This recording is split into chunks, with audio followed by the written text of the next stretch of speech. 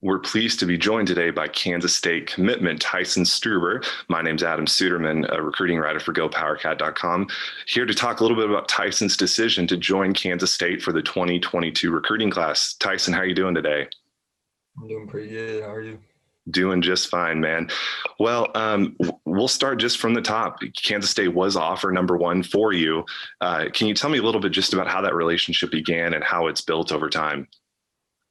Really, it kind of began around eighth grade. I went to one of their camps. I guess I impressed. I had to talk to one of their coaches just in person, and ever since then, they'd always been, something in the back of my head. And my family's been K-State fans their whole life, so they've really always been there, even not exactly with the whole recruiting process, but just watching them on TV.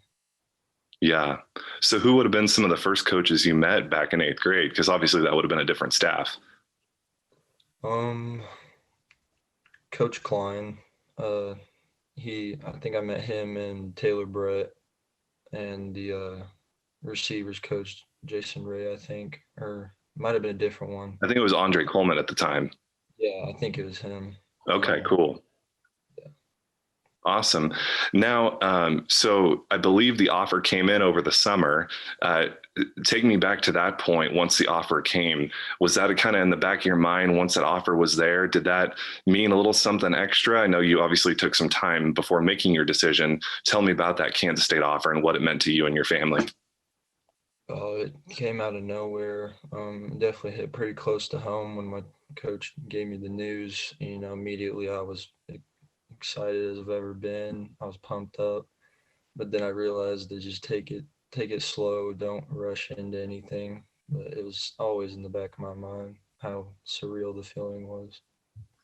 And even with your ties to Kansas State, that probably made it feel pretty special. But being that it was your first offer, what did that mean to you?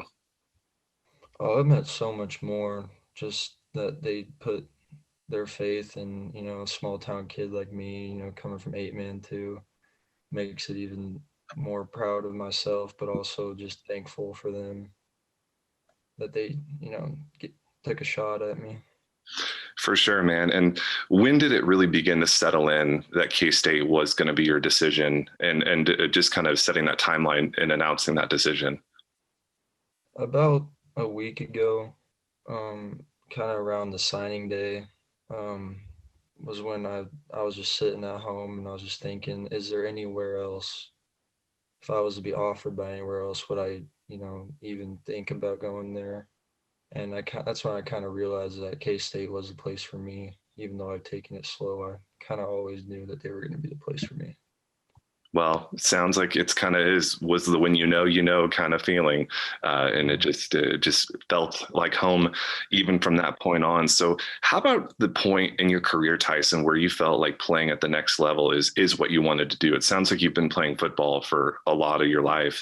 How about when you just felt like maybe I can take football to the next level, and maybe even when you realized when you could even play at this level too, because not everybody gets the chance to have an offer from a Division I school, a Power Five school, nonetheless. Um, it- Thoughts about playing, at the next level, like college, kind of started eighth grade, junior high. I was coming off, a good season. Everybody was saying, "Oh, you're gonna go play big" and all that, and I didn't really believe it at the time. But then, around that eighth grade freshman year, when I kind of blew up, that that really just made me realize that I can do it. It doesn't have to just be a dream. I can actually do it. Yeah, no, for sure. And have you been able to meet any other offers or from your class or any other current K-State players throughout this process, and maybe during any during any electronic visits over these last few months? Yeah, I talked to the few over the whole recruiting process, and now me and the other 2022 commit Silas Eder, we've Hmm. been starting to talk, and I already can't wait to see everybody else that joins the family. It's gonna be an unreal feeling, an unreal journey. I just can't wait. Well, that's an excellent segue to my next question, which was Silas being the first commitment, you being number two. Had you guys met prior to your decisions, and what has that relationship been like since you both have announced? I think we met and talked a little bit at the Sharp Performance Camp this past summer, and he's a great player. I remember watching him, and when I saw that he committed, it just kind of, you know, knowing him, not really. I don't exactly know him, but like watching him play and being around him, I knew that I'd love to play with him. I know that we can do good things. Well, and kind of again, a natural segue is tell me about K-State's recruiting efforts in the state and how it mattered or how it applied most to you. And why do you think K-State has been most successful in being able to find some of the best talent in the state?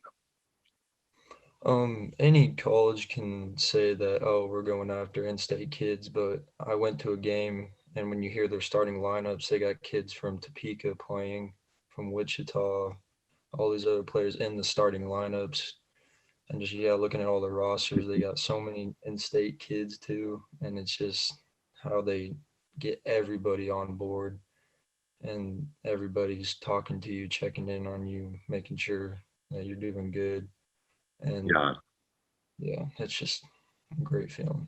it definitely sounds like it matters to you. And two, you go to signing day with Coach Kleiman. He talked about how recruiting efforts, it's looking in Kansas first and then going out. And it sounds like he practices what he preaches. Oh yeah, for sure. And what was the reception like when you called to tell the staff that you plan to commit? I'm sure they were pretty excited. Oh yeah, it was pretty exciting. I decided later at night that I was going to commit, and it wasn't exactly a good time to get on a phone call, so I had to sleep on it. I was really anxious, didn't get much sleep that night. But then that morning I gave the phone call to Coach Kleiman, and sounded like he was pretty pumped up. And of course, Taylor Brett was pretty pumped. When is Taylor Uh, not pumped up? Let's be yeah, honest. he's a cannonball, man. Now, Tyson, you and I talked in a story a few months ago about positions, and I think it is kind of one of the biggest questions going into your college career. Has the staff really left it open ended with you as far as where you might play, and or have they said, you know what, we maybe see you more at one position than the other? I definitely at the start, they were talking about it could go either way, but I still feel like it is kind of in that situation. Um, but I've said it before, like I'll play wherever I can contribute to. I just love the game of football, even if it's on the offensive or defensive side, even on special teams, even wherever I can fit in will be Hmm. perfect with me. Well, it sounds like you fit their model well because I know they talk a lot about positional versatility and finding guys who can come in and can excel at multiple spots. And it sounds like for you, it really doesn't matter what that spot will be. Yeah, I just want to play ball. Well, I'd say that mindset fits in well with them. So, Tyson, so many years we hear about that transition from 8-man to 11-man football. And I know for not it may not work for everybody, but it seems like at the same time, it's at least from my impression, football is football at the end of the day. And so do you feel like there's much of a transition in your mind, or have you talked to other guys who have maybe gone on to play D2, D1 from your level, and what's their experience been like? Oh, I definitely feel like it's going to be a big transition. There's a lot of things that 8-man players don't know about 11-man, but yet there's a lot of things that 11-man players can learn from 11 or 8-man. Hmm. They're both still the same sport, but it's two different games, and it's going to be a really big learning curve. But I believe that, with the coaches and with myself, I can, learn that and adapt to it. Well, and how do you feel like your skills could translate to either position, whether that be the secondary, whether that playing receiver? Do you feel like if you walk in day one, they say, all right, we're going to start your safety for 2 weeks and then receiver 2 weeks. Do you feel like if that conversation were to happen, you'd be ready to go to try out either position? Oh yeah. Like playing the 8-man level, we have to play both ways. I gotta know defensive calls, offensive calls. So if I have to go and play, practice both ball sides of the ball when it comes to college, I feel like I'll be be prepared for it mentally, that learning curve. Yeah, no, absolutely. And I wanted to ask you before we wrap up, Tyson, a little bit about where you're from. And for those who maybe don't know, a little bit about Canton Galva. I actually grew up and was born and raised in Hillsborough, so I'm very familiar with Canton Galva. But I know not everyone is. So first off, with your high school team, you guys won a state championship as your sophomore year and came up just short here as juniors. How do you feel? And what are some of your takeaways looking back, one at last year and now this year, about just kind of where this program is and where you hope to take it as a senior? Yeah, obviously we won our state last year, and it was a very big improvement as far as our as our football program. And we've been seeing improvements every year. I know we came up short this year, but every year we're seeing improvements, even if we're not, winning the state back to back. Just the whole mentality aspect of it, of just building the foundation for athletics and stuff. We're trying to get it all through all sports, not just football. Yeah. And our coaches are where it all starts. I couldn't ask for a better staff. They just know the game. They know how it's supposed to be played, how you're supposed to act and think about it. And I couldn't replace them with anybody. Yeah, no, absolutely. And remind me, you play basketball and then do you do track and field as well? Do I have that right? Yeah, I do track too. Cool. So you're definitely fully invested in the sports calendar out there at Canton Galvin. Are you a native of Canton Galva?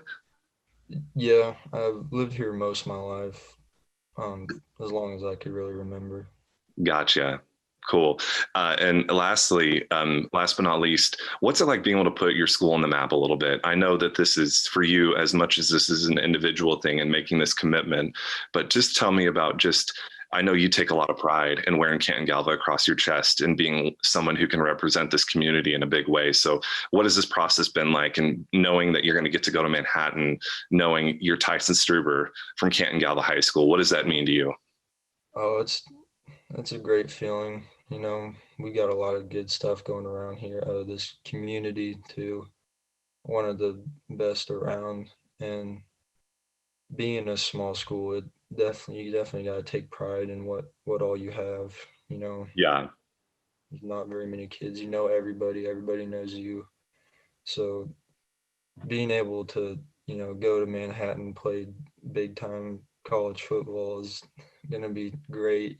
Coming back to visit, and it I can't even explain it right now.